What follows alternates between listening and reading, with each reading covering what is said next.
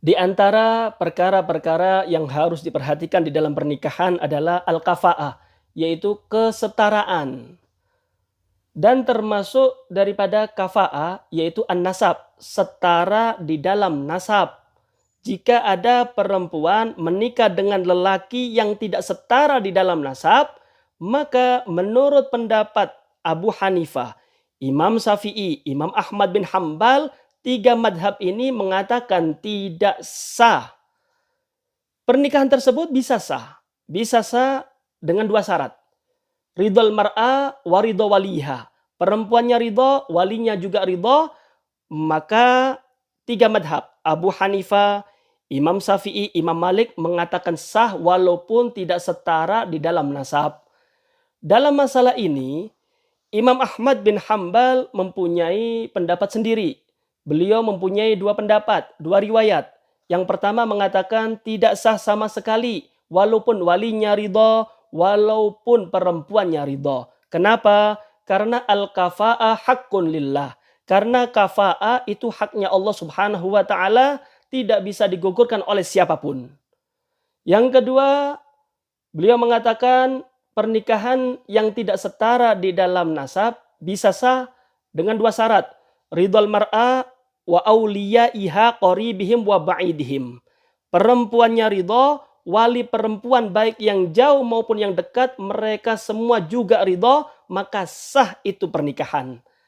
Nah, pendapat Imam Ahmad bin Hambal inilah yang dipegang dan diamalkan oleh salaf-salaf kita para alawiyin fi tazwiji banatihim.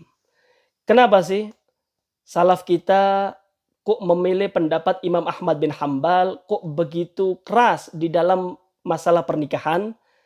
Ada dua alasan.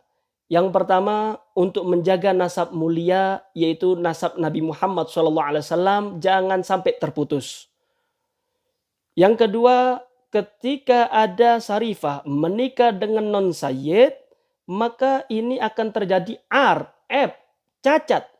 Dan aib ini akan dirasakan oleh seluruh alawiyin yang mendengarkan, yang mengetahui tentang pemutusan nasab tersebut.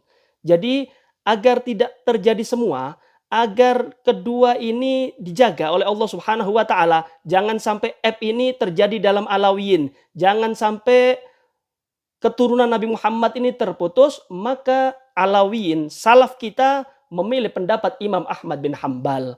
Kalau ada sarifah menikah dengan non sayyid, menurut Imam Ahmad bin Hambal, pendapat pertama tidak sah sama sekali, walaupun sarifahnya ridho, walaupun walinya ridho. Yang kedua, ketika ada sarifah menikah dengan non sayyid, ini bisa sah dengan dua syarat. Sarifahnya ridho dan walinya sarifah ini juga ridho. Wali yang jauh maupun yang dekat, mereka semua ridho. Artinya, kalau ada lelaki yang mau menikah dengan sarifah, selain dia mendapatkan ridho sarifah, dia laki-laki tersebut harus mendapatkan ridho seluruh habaib, seluruh keturunan hababah Fatimah Zahra yang ada di dunia. Harus ridho. Ini adalah perkara yang mustahil. Karena itu hati-hati, jangan sampai kita salah berfatwa.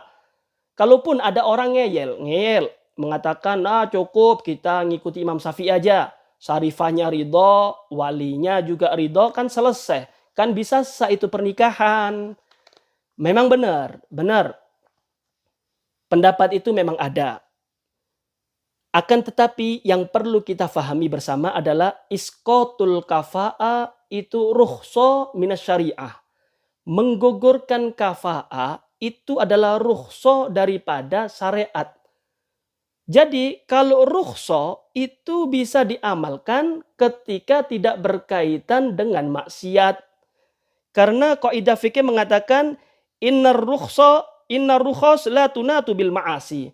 Rukhso dari syariat ini bisa diamalkan ketika tidak berkaitan dengan maksiat.